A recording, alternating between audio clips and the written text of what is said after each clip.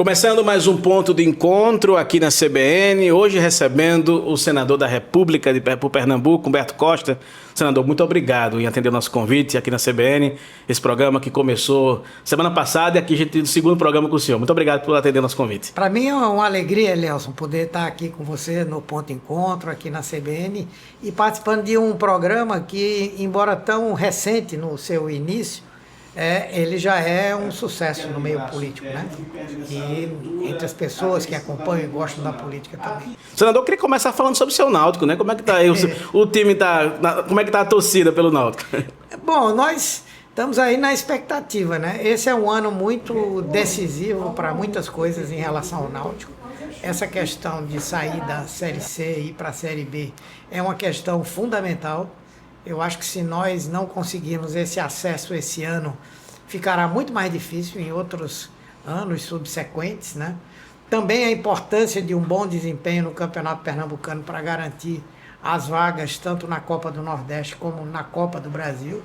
E é um ano também muito importante para que nós possamos encontrar uma saída estrutural para o Náutico, né? Essa questão da SAF, ou outro desenho que se queira fazer. Eu acho que se nós conseguirmos, o Náutico tem futuro. Se não conseguirmos, as coisas vão ficando difíceis, né? Essa semana em Brasília foi uma romaria de prefeitos. Foi assim também no seu gabinete? Como é que foi lá? Sim, eu recebi 74 prefeitos lá, né? Especialmente os novos prefeitos, né? Todos assim muito sequiosos por conseguir recursos para o início dos seus mandatos, né? Nós conversamos também sobre as possibilidades de eles buscarem recursos diretamente nos ministérios. Nós vamos ter agora esse PAC Seleções, que vai oferecer muitas alternativas para os municípios. E existem também aquelas chamadas propostas voluntárias, onde os projetos são apresentados ao Ministério e o próprio Ministério ou realiza as obras ou faz o repasse para a realização dessas ações, né? E sinto que há uma expectativa muito positiva de todos eles em poder ter essa parceria com o governo federal e com os mandatos dos parlamentares, né? Senador, essa semana o PT completou 45 anos, justamente no auge, se posso dizer, da maior impopularidade do governo Lula. O senhor, como um líder do PT há muitos anos, talvez desde a fundação, muito perto disso, qual é a sua leitura? Seria uma hora do partido fazer uma autocrítica, senador? Não, é lógico que o PT, ao longo de 45 anos, e qualquer partido, especialmente um partido que, apesar de tão jovem, já ganhou 5 eleições presidenciais, né? Isso. Nas outras 4 ficou em segundo lugar, uma delas indo ao segundo turno, né? Então, óbvio que um partido como esse comete seus erros, né? Acho que uma boa parte desses erros já foram objeto de autocrítica do PT. Eu acho que os nossos problemas hoje, e acho que nós estamos trabalhando para superar, um deles foi o fato de que a nossa leitura sobre o país, sobre a sua população, sobre a nossa base de apoio, digamos, ela demorou um pouco para se atualizar, não é? Uhum. O PT entrou nesse governo com uma visão de que poderia ser uma repetição de 2002, por exemplo, 2003, não é? Quando o Lula foi a primeira vez para a presidência, aquela ideia de que em pouco tempo nós teríamos um governo com altíssima popularidade. Isso tudo já não é real, nem no Brasil e nem no mundo, dado o grau de polarização político-ideológica que nós temos. E demorar um pouco para chegar a essa conclusão, eu acho que redundou num pequeno atraso e as consequências estão se manifestando. Um outro problema, que ainda é parte de compreender o país, não é?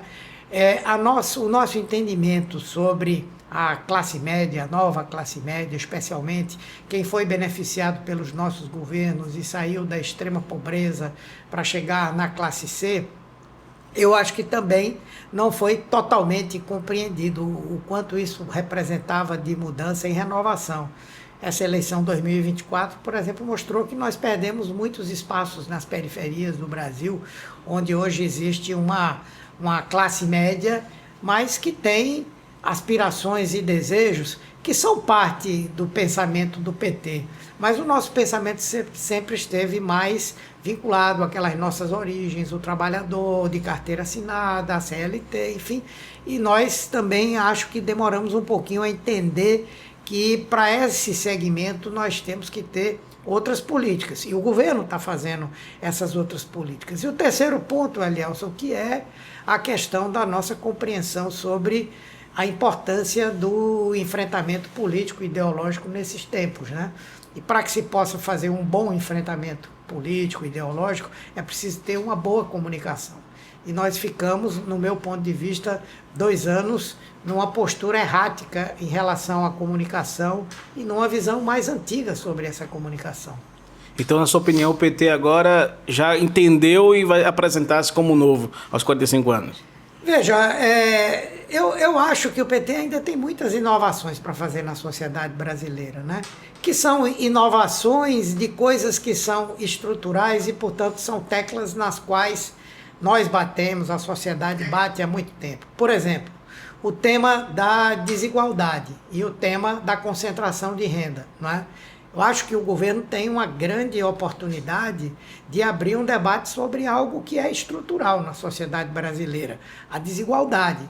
Isso, inclusive, em relação a quem paga e a quem não paga pelo crescimento e o desenvolvimento do Brasil. Essa proposta de isentar do pagamento do imposto de renda pessoas com até R$5 mil por mês de receita, né, de renda, é muito sintonizada com essa nova realidade, né? Mas é um tema que já se bate há muito tempo. No Brasil, quem paga imposto é pobre e classe média. Nós já fizemos uma boa correção agora, mas que também só vai funcionar a partir de 2026, que foi a reforma tributária do consumo, né? Ali muitas questões de desigualdade já foram resolvidas, né? Então, um ponto, se nós, dentro da reforma tributária da renda, pelo menos garantirmos essa questão de que quem ganha até um determinado patamar de R$5 mil não paga imposto de renda, e quem ganha muito mais do que pode se qualificar como rico no Brasil, a gente está enfrentando a questão da distribuição desigual da renda, diminuindo esse fosso. Então, eu acho que coisas como essa podem ser sinalizadoras desse novo, que é um novo, ninguém fez isso antes aqui no Brasil, né? O partido também está às vésperas de uma convenção nacional, das PEDs que se chamam, e até uma mudança até da presidência, porque é uma conversa que a Gleisi Hoffmann poderia embarcar no governo Lula como ministra.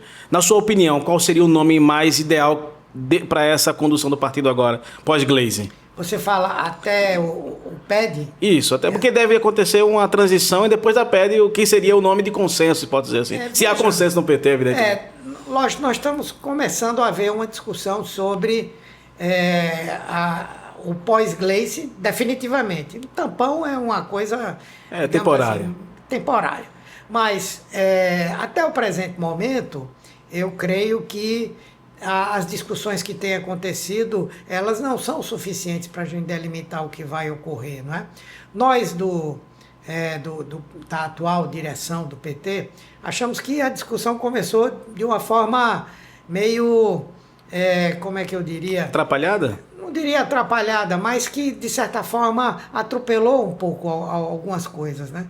Hoje, a nossa executiva nacional, ela é também a coordenação da nossa corrente Construindo o Novo Brasil, que é majoritária dentro do PT, é a corrente do presidente Lula, enfim, e nós vimos o surgimento de uma candidatura que é legítima, que é representativa, que é importante, que tem todas as condições de conduzir o partido, surgir sem um entendimento, uma conversa prévia que passasse por essa coordenação, que começasse pela base do partido.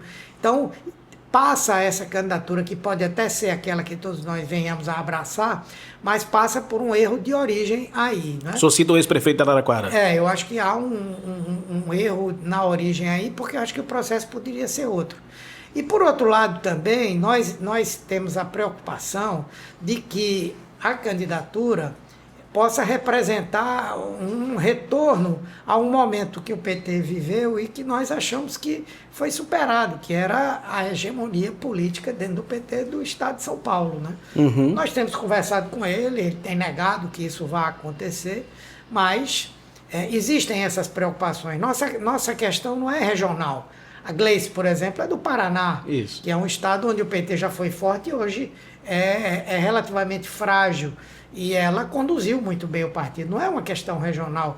Mas também nós não podemos deixar de levar em consideração que hoje, não é, o grande esteio do PT, do presidente Lula, ainda é o Nordeste, né? Apesar de nós estarmos perdendo, pelo menos conjunturalmente, algum espaço, né? Então, por que não pensar numa alternativa que possa passar pelo Nordeste? O seu nome seria colocado, senador? Para ser candidato definitivo, não, né? Eu tenho um mandato para renovar. Acho que para o PT é mais importante a renovação desse mandato, não é? O próprio presidente Lula tem me dito isso. E também eu só seria candidato se fosse uma coisa de absoluta unidade partidária, com apoio integral do presidente Lula, assim como ele deu a Gleice. Então eu estou mais focado nessa questão do meu mandato, né? Mas teria algum nome no Nordeste, o Camilo Santana? Olha, foi levantado o nome de Guimarães, é um nome muito bom. É líder do É o partido. líder do governo lá na Câmara dos Deputados, cumpriu um papel muito importante nos debates, nas negociações que têm acontecido lá, não é? Vitórias importantes do governo, num ambiente que é fortemente hostil, não é? Já tivemos aí o surgimento do próprio nome do Camilo, mas eu acho que Lula hoje considera ele uma pessoa imprescindível para o governo. E existem outras lideranças de peso aqui na região que poderiam desempenhar esse papel. Eu queria falar sobre o PT em Pernambuco, para a gente encerrar esse assunto partidário e ir para uma pauta mais legislativa. O PT de Pernambuco, ao longo dos anos, vem perdendo esse protagonismo nacional. A gente tem aí o PT do Ceará com ministério, o PT do Piauí, que é um ministério até menor que o nosso, com ministério, importante até. E Pernambuco, com essa queda de braço interna, vem perdendo essa leitura, até esse protagonismo nacional. A que deve isso, senador? O senhor acha que não era hora do PT do Estado de Pernambuco, dos pernambucanos, os petistas pernambucanos, construírem um novo caminho? Veja, apesar de nós termos assim, uma série de correntes internas, visões diferentes, mas eu acho que nos momentos mais importantes o PT de Pernambuco conseguiu superar esses problemas internos e entrar na batalha, na disputa unido, né? Vamos lembrar, por exemplo, o grande momento de ruptura que nós tivemos foi 2012, Isso. quando eu fui candidato a prefeito e imaginava que poderia ser um caminho para uma unidade política. A direção nacional pensava dessa maneira e, no entanto, ali foi a cristalização de uma divisão sem volta. Depois, juntando-se esse problema interno aqui no Estado ao problema nacional que o PT sofreu a partir de 2013, 2014, e que repercute em todos os estados, inclusive aqui em Pernambuco, não é? Nós passamos realmente por um momento de muita dificuldade.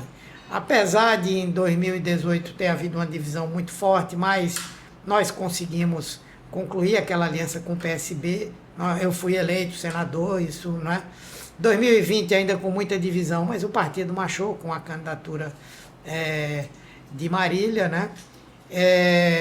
Em 22 nos unimos em torno da candidatura de Tereza. Então, eu acho que tem altos e baixos nesse processo. Se por um lado o PT já chegou a ser mais forte do que ele é hoje, como foi em 2006, até mesmo ainda em 2010, mas tivemos conquistas importantes. Hoje, dentro do PT, Pernambuco é o único estado do Brasil que tem 2 senadores. Ganhou 2 eleições majoritárias seguidas. Aliás, três eleições majoritárias num espaço de 12 anos, né, para o Senado. Então, também não é uma força que seja desprezível. E eu acho que agora, em 2026, nós poderemos ter um crescimento partidário nas suas bancadas, estadual, federal, e manter essa vaga do Senado que o PT tem hoje, né? Eu lembro que o ministro Rui Costa esteve aqui em Pernambuco e em alto bom tom, disse que considera a Raquel Lira base do governo. Você também considera assim, senador? Veja, existe hoje, sem dúvida, uma parceria muito importante entre o presidente Lula e a governadora Raquel Lira. Os recursos que foram enviados para cá de diversas formas, as obras do PAC, não é? Por outro lado, também o apoio que a governadora tem manifestado em alguns momentos importantes, como nesse debate sobre a nova PEC da Segurança Pública, não é? Aquele momento lá do 8 de janeiro, enfim. Não é? Existe realmente uma parceria que eu diria que é importante. Né? Agora, se a gente falar do ponto de vista político, geral e eleitoral, isso ainda é algo que pode acontecer, mas até o presente momento não se transformou. Até acredito que a governadora, acredito que ela deverá apoiar a candidatura do presidente Lula em 2026, né? Mas isso precisa ser dito, né? Isso precisa ser concretizado, né? Eu acho que para a gente falar de base de sustentação, de base de apoio, esse ponto aí é importante. É já um compromisso também político-eleitoral, que eu acredito que vai acontecer, mas até agora não aconteceu. O senhor tem conversado com ela, tem batido bola com a governadora? Não, faz algum tempo. Eu sempre que sou convidado ou quando eu preciso para tratar de algum ponto, eu tenho conversado várias vezes com ela. Não tenho negado e não vejo nada demais nisso aí também. Né? E política também, quando a conversa surge no campo da política, mas já faz um tempinho que eu não tenho conseguido conversar, vamos dizer assim, um pouco mais longamente, né? Mas estou sempre aberto. É que saiu até rumores que ela poderia se filiar ao PT. O senhor considera essa possibilidade de uma filiação? Não, eu acredito que não, até porque ela nunca se manifestou com esse desejo, essa vontade. A composição que a levou ao governo também, existem muitos setores que apoiam o governo, como tem também na prefeitura do Recife, que não gostam do PT, não é? E aí eu acredito que nesse ponto ela precisa, vamos dizer assim, manter, preservar essa base que tem. E, naturalmente, que uma escolha partidária pelo PT poderia afastar alguns desses segmentos. Eu creio que foi mais onda que foi criada, né? Talvez alguém querendo que isso acontecesse, ou alguém talvez querendo que não acontecesse. Né? Mas, se algum dia houver essa demanda, o partido vai discutir como discute qualquer pedido de filiação, mas não aconteceu. E qual a sua avaliação do governo, Raquel, hoje, quem está de Brasília olhando para Pernambuco? Veja, o que eu tenho dito é que o governo, e eu ando muito aqui em Pernambuco, né? Ando bastante e vou andar ainda mais agora. Eu vejo que o governo tem conseguido deslanchar em algumas áreas, né? Essa parte mesmo das estradas, a gente tem visto aí, a gente conversa com os prefeitos, eles falam isso, algumas coisas relativas ao tema do abastecimento de água, a questão educacional, enfim, existem coisas da gestão que estão acontecendo e que são visíveis, né? Mas eu acho que ainda persistem alguns problemas de ordem política. E eu não estou fazendo essa avaliação para estabelecer qualquer tipo de julgamento negativo, objetivamente, né? Nós estamos vendo aí, hoje, o problema da Assembleia Legislativa, não é? Que é uma coisa que a maior parte dos governos pacifica desde o início, até hoje ela tem que enfrentar alguns problemas. Não quero desconhecer que a composição da Assembleia é uma composição complexa, não é? Mas acho que esse tema da Assembleia Legislativa ele é um problema, não é? Assim como outras questões no campo da articulação política, da política, enfim. Agora, cada um tem a sua maneira de fazer política, né? Esse jeito de fazer política, ela já vem trazendo lá do tempo que foi prefeita de Caruaru. E mesmo assim, ganhou 2 eleições para prefeita, a segunda com uma grande votação, ganhou a eleição para governadora do estado, né? Então, quer dizer, essa forma tem dado certo. Não sei se vai dar certo de novo, né? Mas acho que existem sim algumas questões relativas à política que precisam ser corrigidas, eu imagino. Falando agora da Assembleia, o seu partido, e junto com a federação, optou em embarcar no blocão do governo. O senhor foi consultado para isso? O senhor concordou com essa... Não fui consultado, né? Mas quando nós decidimos a nossa postura de oposição ao governo, nós deixamos também muito claro que a nossa bancada teria autonomia para decidir e votar naquilo que ela compreendesse que era importante para Pernambuco, era importante para o país, de forma autônoma, né? Segundo, eu sei porque até eu vivo isso o tempo inteiro. Dentro daquelas articulações internas no parlamento, existem coisas que realmente se faz pela realidade da conjuntura interna, né? O que eu vi, e acho que foi correto nesse sentido, é que o PT, assumindo essa posição, ele conquistaria mais espaços de presença do partido, de presença dos parlamentares. E isso é relevante, porque o parlamentar ele fala para a sociedade.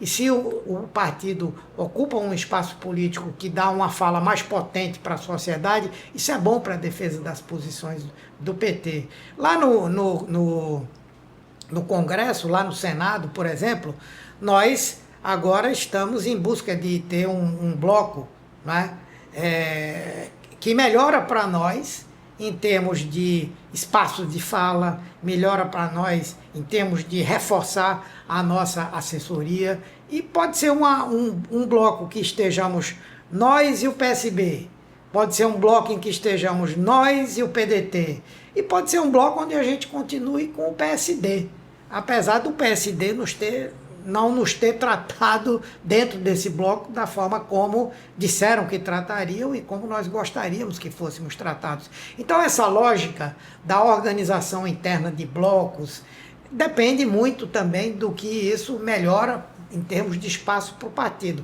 E me foi dito que essa foi a grande preocupação, mas não era uma adesão ao governo. Só para encerrar esse bloco, a gente um rápido comercial, eu queria perguntar ao senhor que hoje saiu notícia, na verdade essa semana saiu notícia que o Kassab teria se encontrado com o ex-presidente Bolsonaro e teria um almoço. Como é que o senhor avalia esse aliado, entre aspas, o Kassab junto ao governo Lula? Na verdade, o Kassab ele não nega a ninguém. Ele hoje tem uma posição que é do que é interessante para o seu partido, para o futuro do seu partido, né? E ele tanto tem diálogo conosco, como tem diálogo com outros setores, né? E, portanto, eu acho que é decorrência disso, né? Às vezes, não quero dizer nada contra ele, mas às vezes é uma maneira de demonstrar que o partido tem força, é cortejado por outros e fazer disso também um caminho para uma boa negociação em relação aos espaços que o partido tem dentro do governo, né? Eu acho que é uma coisa normal. E eu também não tenho nenhuma ilusão de que o PSD, por exemplo, venha a se coligar com o PT, não é? Na campanha de Lula. Eu acho que o PSD vai ficar numa posição de uma parte do partido vai ficar com o candidato da direita ou centro-direita e outra parte vai ficar com o presidente Lula, não é? Diferentemente do MDB, que eu acho que poderá se coligar formalmente com o PT, né? E aí também isso muda a qualidade da relação política, né?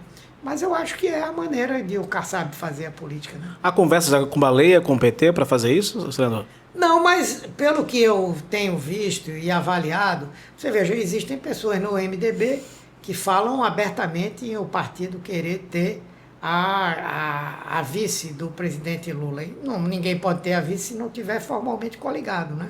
Então, eles pensam sim. O senhor concorda com essa substituição de vice? Veja, eu vi poucos vice-presidentes da República que fossem tão eficazes, eficientes e leais ao presidente como é o Alckmin. Eu acho que ele é o presidente dos sonhos, o vice-presidente dos sonhos de qualquer presidente da República. Então, o desempenho individual e o desempenho de gestão dele, ele está conduzindo um ministério que é difícil, pegou o Brasil com uma política industrial destroçada e está fazendo uma grande transformação, né? Então, se a escolha for pelo desempenho pessoal, eu acho que Alckmin, sem dúvida, é o melhor nome. Agora, é como eu estou dizendo, a política, né, às vezes termina se sobrepondo, né? Porque, afinal de contas, o MDB é um partido grande. Então, esse debate vai acontecer, não é? Mas, assim, se, por exemplo, fosse uma escolha unicamente individual, eu não tenho dúvida de que o presidente quer o Alckmin. E acho que não vai ser uma batalha fácil para tirar o Alckmin, não. Pedir licença ao senhor e também aos nossos ouvintes, a gente vai de um rápido intervalo e voltamos já já com o senador Humberto Costa aqui no Ponto de Encontro. Voltando aqui no Ponto de Encontro com o senador Humberto Costa. Senador, eu queria falar um pouco agora de 2026, evidentemente que a gente está às vésperas do ano eleitoral, todo político tem a conversa que está tratar por uma eleição, mas a gente sabe que isso na prática não acontece. O senhor é candidato à reeleição para o Senado, o senhor falou aí no outro bloco que o presidente Lula já teria dito isso ao senhor, como é que está o desenho de hoje para 26? Veja, eu já tive a oportunidade de conversar sobre isso com o presidente Lula, conversávamos inclusive já um tempo atrás, a senadora Tereza estava comigo também, e falávamos da questão da sucessão estadual, e aí o presidente disse, olha Humberto, para mim, nesse processo de 26, eleger um senador é mais importante do que eleger um ou mais governadores, porque em vencendo a eleição eu vou ter que lidar com um Senado que será mais conservador do que esse que está aí. Portanto, eu preciso de quadros experientes e que, inclusive, tenham condição de ganhar a eleição. E que, para ele, o ideal era que eu fosse candidato a senador. Por outro lado, também, eu acho que tenho feito um bom mandato como senador, tanto para Pernambuco como em termos nacionais, né? Tenho sido leal e fiel ao que sempre eu defendi na minha vida política, o que eu defendi nas eleições de 2010 e 2018. Acho que tem um bom reconhecimento da população.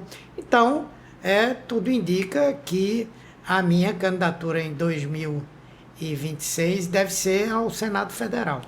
O senhor acha que dentro do PT de Pernambuco isso também é pacificado ou apareceram nomes aí tentando também se cacifar? Não, até então não. Até então eu tenho sentido dentro do partido uma unidade forte em torno desse projeto.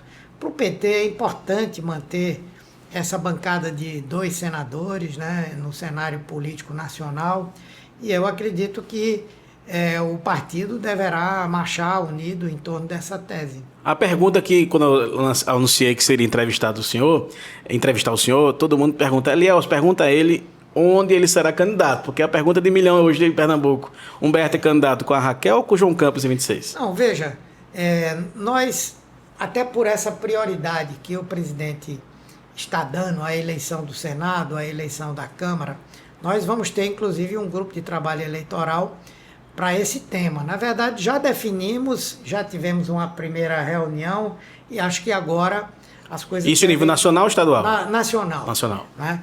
Então, esse posicionamento do partido em cada estado vai ser objeto de uma discussão nacional. Até porque, quando se vai fazer o debate sobre as alianças, tanto de apoio ao presidente da República, como dentro dos próprios estados, né, sempre há um processo de negociação política que envolve outros estados. Então, nesse momento, existir já o fechamento de uma posição em qualquer estado seria precipitado. E aqui, quando você ouve falar de possíveis candidatos ao Senado, é unânime da parte de todos eles de dizer que não é o momento de discutir a sucessão estadual, né? Ou para onde cada um vai, enfim. E por que é que eu tenho que fazer essa discussão agora e tomar uma posição política? Até porque não será uma posição minha, deverá ser uma posição nacional. Todo mundo se lembra que em 2022 o presidente Lula cogitou de eu ser candidato a governador. junto com o Paulo Câmara, que seria candidato a senador. Acho que era uma chapa que tinha tudo para ganhar a eleição. E no final, nós fomos apoiar uma candidatura do PSB, fomos fiéis, leais na defesa dessa candidatura, porque era algo do interesse nacional. Isso foi decidido lá na frente, perto do processo eleitoral. Então, eu creio que o PT vai querer fazer essa discussão com todas as peças à mesa, entendeu? No quebra-cabeça nacional, você fala. Isso, nacional, e isso vai repercutir em cada estado, entendeu? E qual a sua análise dos movimentos políticos do prefeito do Recife, João Campos, tanto para 26 quanto também nível nacional? Veja, eu acho que ele tem feito aquilo que era esperado, né? Ele hoje é uma liderança que tem uma dimensão nacional, não é? Tem feito uma boa gestão, isso tem dado a ele um diferencial muito importante. Pelo que está sendo dito, até pelo atual presidente do PSB, ele deve ser o próximo presidente nacional do PSB. Isso. E, obviamente, que ele não só vai fazer disso um espaço para se fortalecer mais aqui em Pernambuco, como também para fortalecer o PSB, né?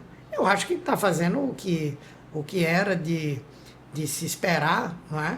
E vamos ver quais são os passos seguintes aí. Ele tem procurado o senhor para embarcar no governo dele? E se ele procurou, porque teve ou não? Porque parece que oficialmente não tem ninguém de sua tendência hoje ocupando cargo no governo, João. Veja, nós conversamos quando houve o processo de formação do novo governo. Antes de qualquer coisa, eu disse, inclusive publicamente, que quem tem a prerrogativa de nomear um secretariado é o chefe do executivo, né? Ele escolheu os nomes que estão participando do governo, creio que depois de uma avaliação racional, tendo as suas razões para fazer tal ou qual escolha, e obviamente que o nosso movimento foi não só de respeitar essas escolhas, é uma atribuição dele, como também de dizer que o nosso apoio à administração, inclusive na Câmara de Vereadores, onde nós temos 2 vereadoras, né? Isso. E agora um suplente que assumiu Isso. a vaga de vereador, independia de ter cargo ou não ter cargo no governo. E é assim que nós estamos nos comportando, não estamos brigando para ter cargo nem espaço, e acho que estamos satisfeitos. Mas tem uma ala do seu partido que tem e também está satisfeito. Essa ala, o senhor concorda desse movimento ou o senhor acha que a sua opção de esperar é a melhor? Não, o prefeito convidou. Ou não teve convite para a sua ala? Não, houve sim convite, enfim, mas naquilo que nós defendíamos e tal, nós consideramos que o ideal era que o prefeito pudesse fazer a sua escolha. E ele fez a sua escolha e para nós está tudo muito bem. Senador, eu queria falar um pouco agora sobre o governo Lula. A gente vê aí uma série de críticas ao governo. Parece que o Lula não é mais o mesmo lá de 20 anos atrás, quando governou o país pela primeira vez. Qual é a sua percepção? O senhor foi ministro do Lula, o senhor esteve no primeiro escalão dos governos anteriores. O que é que está faltando a esse governo para chegar e deslanchar como o PT está acostumado? Olha, os tempos são outros hoje, né? E existem algumas questões que interferem diretamente na leitura que as pessoas fazem sobre a vida política, econômica e social do país. Um deles são as redes sociais, né? E as redes sociais hoje, infelizmente, têm uma hegemonia, né, e um modus operandi da extrema-direita que interfere na percepção das pessoas, né? Então, essa é uma questão que eu acho que tem pesado. Por quê? Porque eu avalio, inclusive, que dos 5 governos do PT, esse é o melhor. Porque conseguiu, num espaço de tempo de 2 anos, recompor no país todas as grandes políticas públicas que marcaram a vida da população brasileira e que hoje são estruturantes da nossa sociedade, não é? Todas foram recompostas, ampliadas, conseguiu implementar novas políticas públicas também. Está fazendo a implementação de um programa de promoção da infraestrutura no Brasil, como o país nunca teve, que foi esse PAC, que foi que está sendo executado no Brasil de um modo geral. E do ponto de vista da situação econômica, o Brasil nunca esteve tão bem. O país cresceu muito mais do que todo mundo previa, inclusive o que os nossos opositores previam. O desemprego caiu fortemente, a renda da população aumentou significativamente, a inflação, apesar de tudo que dizem e falam, não é? Se nós compararmos com o que aconteceu no Brasil de 2015 para cá, é a menor inflação que nós tivemos, está um pouco acima da meta. Fala-se de desequilíbrio fiscal, mas nós fechamos o ano com um déficit fiscal menor do que nós mesmos prevíamos. E se não tivesse havido a tragédia do Rio Grande do Sul, esse déficit seria zero. Não é? Então, as pessoas fazem a crítica hoje em cima de uma projeção de um futuro, que vai haver um desequilíbrio, enfim, como se o governo fosse assistir a essa possibilidade de uma maneira inerte, né?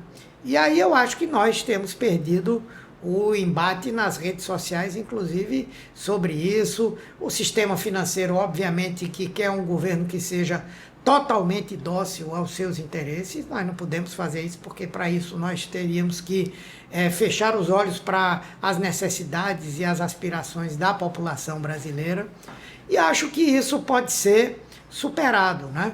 Agora, sem uma disputa política será difícil, porque tudo que eles dizem, a realidade vai negando, vai mostrando o que é que de fato está acontecendo.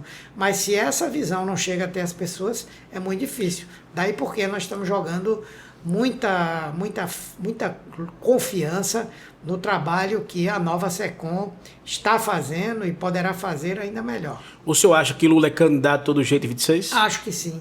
Acho que sim. Não há, às vezes o pessoal fala qual é o plano B, eu digo, não tem plano B, o plano só é um, é o plano L, é o presidente Lula, a não ser que ele não esteja fisicamente bem, que eu acho que não tem nenhuma razão para não estar, ele será o nosso candidato. Mas a gente vê a centro-direita muito mais com pluralidade de candidaturas e a esquerda apenas do Lula. O senhor acha que isso aí não seria uma hora de começar a pensar, não do 26, mas falo para o futuro, a esquerda precisa pensar um pouco mais além do Lula? Precisa, e existem muitos nomes aí com perspectiva de serem o pós-Lula, não é? O senhor acha que o João Campos estaria entre eles?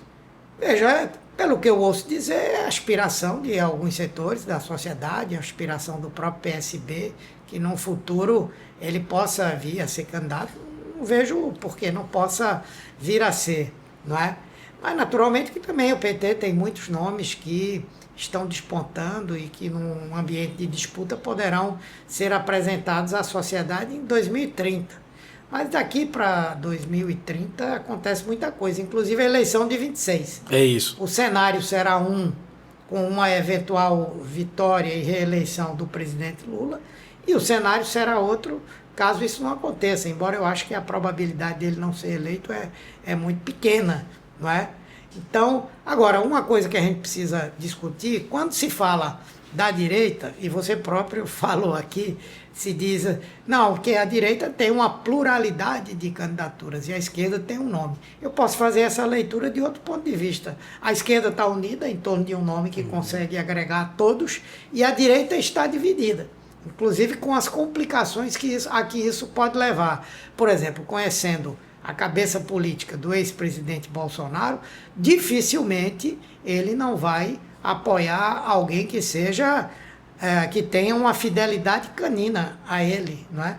Então, eu creio que se ele não for candidato, que não será, porque está inelegível, mas vai ter um filho, a mulher, vai... Mas só acredita que é possível reverter essa inelegibilidade do Bolsonaro? Não, eu não acredito, não. Não acredito que isso vá acontecer, até porque ao longo desse ano de 25, provavelmente ele deverá sofrer condenações que vão contar também para essa inelegibilidade, né?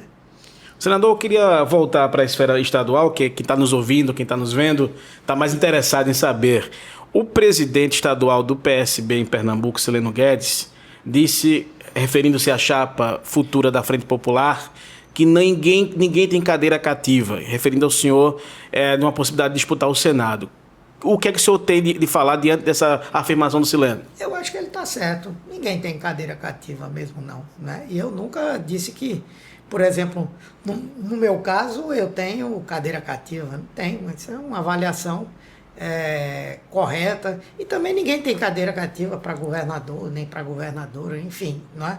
Política é uma coisa que, às vezes, em 24 horas, tudo muda. Em um mês, é uma verdadeira eternidade, não é? Isso é verdade. Então, eu acho que essa construção vai se fazer com os partidos, com a questão nacional. Eu me fio muito nessa questão nacional, né?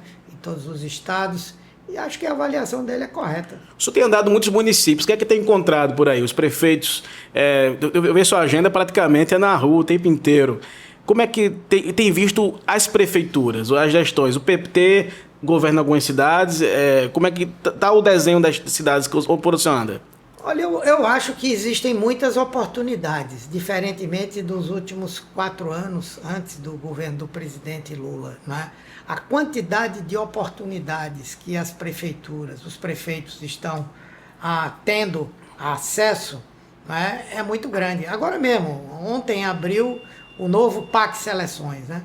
E aí são obras em saúde, em educação, em habitação, né? Em turismo, em infraestrutura, que são recursos, inclusive, que são diretamente definidos pelo governo, independente de quem é o partido político que está naquele município. Por outro lado, a situação do país é muito favorável para as prefeituras. Eu passo pelos lugares e as pessoas dizem que o fundo de participação dos municípios, aquele recurso que é transferido mensalmente, sim, tem aumentado significativamente. Todas as prefeituras que têm o mínimo de condição de endividamento têm conseguido recursos, seja o Finisa, seja recursos de empréstimos com órgãos do próprio governo federal, órgãos do exterior. Então, as oportunidades de se fazer uma boa gestão no município são muito grandes. E acho que os prefeitos estão se preparando para isso. Por exemplo, eu recebi esses últimos 2 dias lá em Brasília, recebi 74 prefeitos lá. E quando a gente conversava, eles foram lá pedir emendas e tal, e quando a gente conversava, ele dizia, olha, a questão aí vai abrir o PAC Seleções. Não, já estou com todos os projetos prontos. Gente que recebeu as administrações, tomou posse, agora em janeiro. No começo em meados de fevereiro, já tem condições de apresentar planos ou de apresentar projetos. Alguns já estão preocupados em ver onde é que estão os terrenos públicos que podem ser utilizados para uma creche, para uma unidade básica de saúde. Então também já há uma preparação dos municípios para poder captar esses recursos e fazer obras para melhorar a vida do povo, né? Falando agora do Congresso, novo presidente, Davi Alcolumbre volta a presidir o Senado e Hugo Mota presidir na Câmara. Qual o desenho esperado desses 2 presidentes aqui para frente? Eu espero que esses 2 presidentes possam construir uma relação harmônica, não só com o Executivo, mas com o Poder Judiciário também. Sim. Né? Os 2, nas conversas que tiveram com o presidente, com as bancadas do PT na Câmara e no Senado, disseram o tempo inteiro que a busca deles era de encontrar um ambiente harmônico. Temas como esse de anistia para os golpistas, no caso de Alcolumbre, ele disse para nós textualmente que não estava no radar. Mas o Hugo Mota se posicionou diferente. Eu não posso falar pela conversa que houve com o Hugo Mota, porque sou senador, não participei lá na Câmara, né? Mas o Davi Alcolumbre disse que não estava no radar dele. Quando a gente falou sobre esse negócio de impeachment de ministro do Supremo, ele disse que de jeito nenhum, que ele não colocaria isso em discussão. E outro ponto importante é que os 2, inclusive publicamente, têm dito que existe uma confluência de visões em relação à questão econômica. E isso é muito importante para o governo, para o PT e para o país, né? Senador, eu lembro que o senhor, lá atrás, na eleição de 2006, aquela imagem emblemática, o senhor de um lado e o Eduardo Campos de outro, e o Lula levantando a mão dos dois, pedindo voto para os dois. O senhor acha que o Lula queria costurar a mesma coisa com o Raquel e João aqui em Pernambuco? Seria há ambiente para isso? Veja, eu não sei exatamente o que é que o presidente Lula está pensando. Agora, obviamente que essa não vai ser uma eleição fácil. Vai ser uma eleição muito disputada, muito difícil, independentemente de quem sejam os candidatos que vão estar na oposição a Lula e ao governo. E, obviamente, que o presidente quererá ter o voto do maior número possível de eleitores em cada estado e no Brasil de um modo geral. Mas, entre querer esse voto e em alguns estados ou em muitos estados ter mais de um candidato apoiado por ele, vai depender de muita coisa, né? Da disposição dele em fazer isso, da identidade dele com os candidatos que estarão em disputa, não é? Isso aí é uma questão que só nessa discussão e negociação que nós vamos fazer pelo GTE, quer dizer, o GTE apenas assessora, mas o futuro presidente ou a futura presidente do PT deverá tratar com os outros partidos, isso tudo vai entrar nesse rol de discussão. E o presidente terá, sem dúvida, a última palavra sobre como agir. Eu nem digo que sim, nem digo que não. Essa discussão vai se arrastar esse ano todo e só define ano que vem. Eu acredito que até o final do ano muita coisa vai estar se definindo, né? Para finalizar, eu queria falar sobre o bate-bola com o senador Fernando Doeire. Eu tenho percebido uma afinidade de vocês dois, tanto no Senado quanto nas agendas aqui em Pernambuco.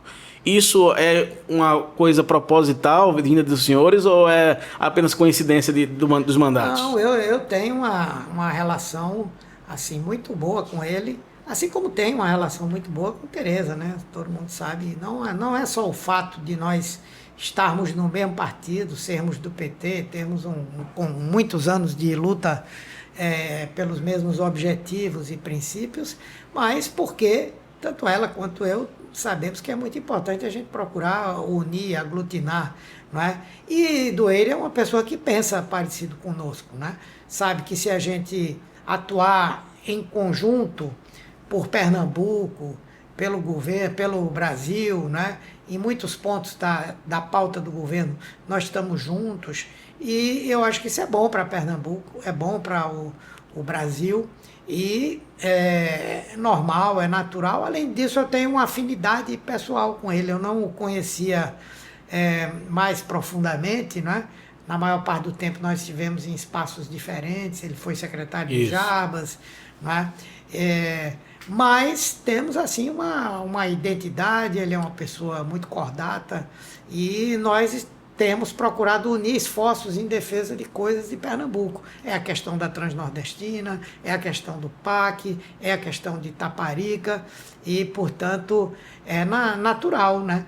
Política, a eleição, isso aí será objeto da discussão mais para frente, né?